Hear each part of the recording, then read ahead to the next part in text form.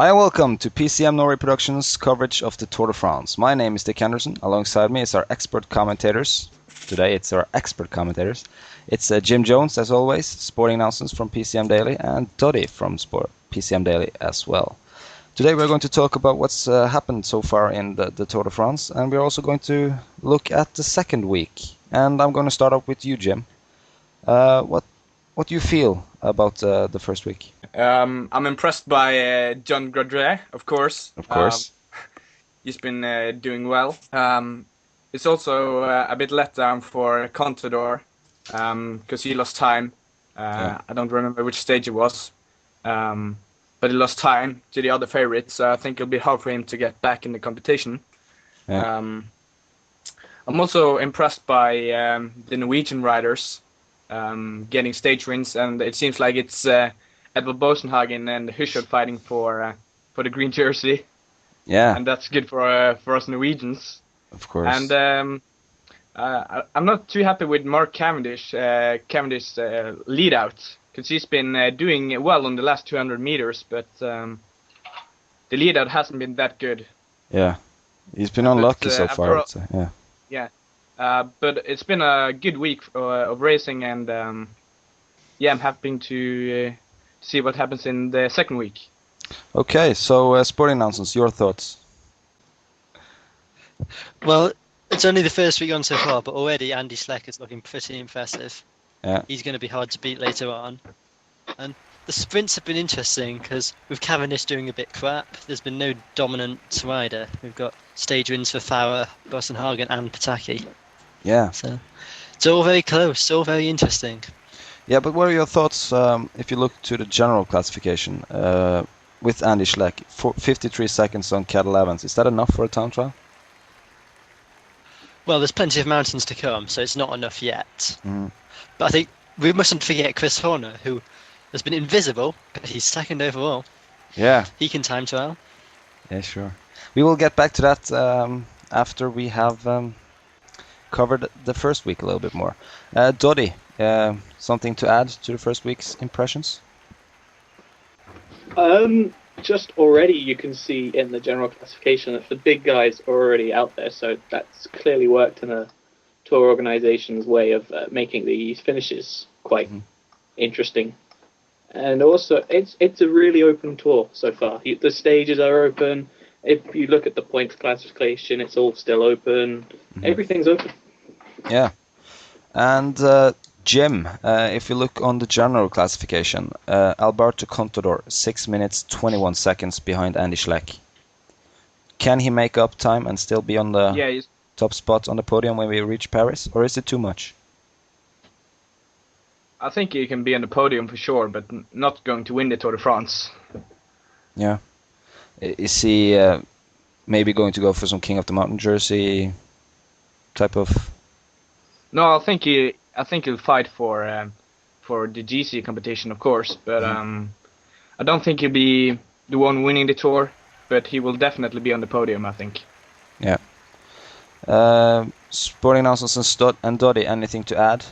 Can Contador be on the top spot?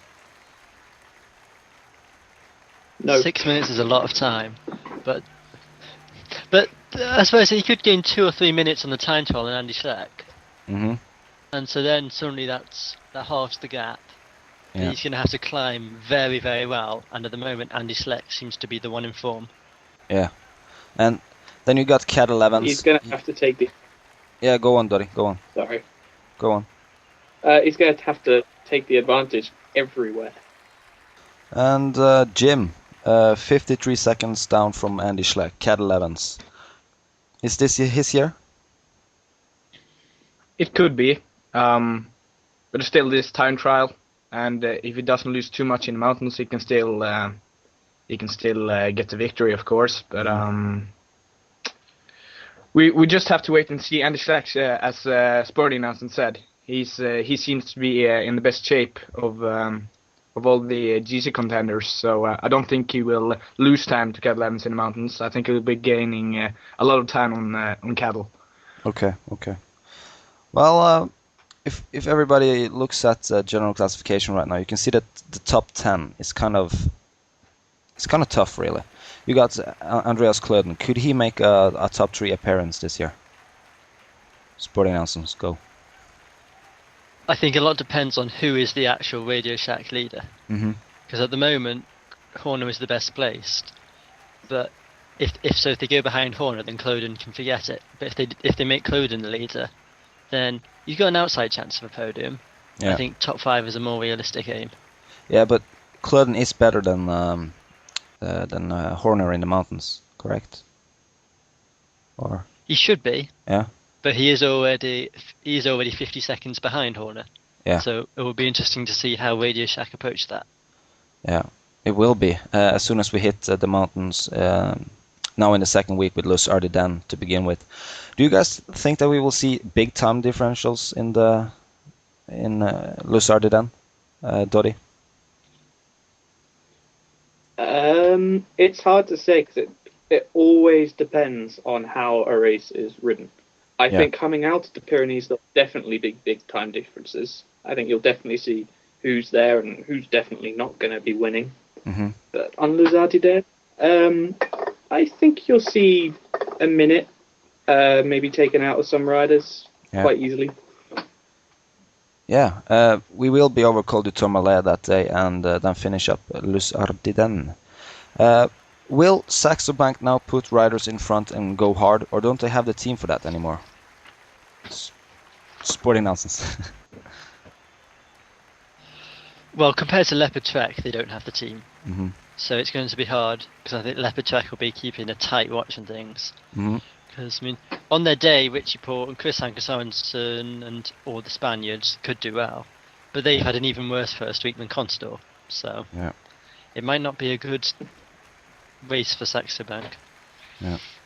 So, Jim, speaking of teams, now that Frank Schleck is 5 minutes and 5 seconds behind his brother Andy, is he now a definite helper, or is he too selfish to give up his second leader role?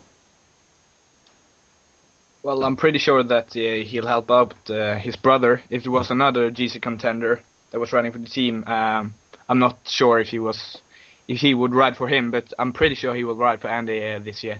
Yeah, but is he now in the position where he can go for the King of the Mountain jersey, or isn't that important to the Leopard squad right now? Is it make Andy the winner of the Tour de France? That's the most important thing. To make Andy the winner of the Tour de France. He will just help Andy do an attack on the other GC contenders, so they'll have to close the gap, or just helping on a bad day. Yeah. And speaking of the King of the Mountain jersey, David Moncoutier is now in the lead there with 16 points in front of Anthony Roy, who has 13th. Is David Moncoutier the guy to watch for that jersey this year, Tori? It's too early to say because we've only had, I think it's the second category so far, and there's a lot of points on offer on the first and fourth category climbs. So I think he'll definitely try it because that's the kind of guy he is. He's already won it in the Welter a few times. Yeah. But Jim loves John Godray. He's now sitting in third with 7 points. When he's now 10 minutes down in the general classification, could he maybe be the guy? Could we have a French duel this year? Sporting announcements? It's going to be difficult for either Frenchman, I think, because they might try and have a duel with each other, but ultimately they're going to have to duel the GC contenders as well. Yeah. Because the big points are at the summit finishes, and if you're going to be first at the summit finish, you might be having to beat Andy Schleck and Alberto Contador. Yeah. I think if anyone other than GC contenders is going to take the jersey, Moncoutier looks best placed. Okay, looking at the youth classification, Robert Resink now leads that one. He already got 2 minutes and 6 seconds on Jerome Couple. Is that classification already over, Jim?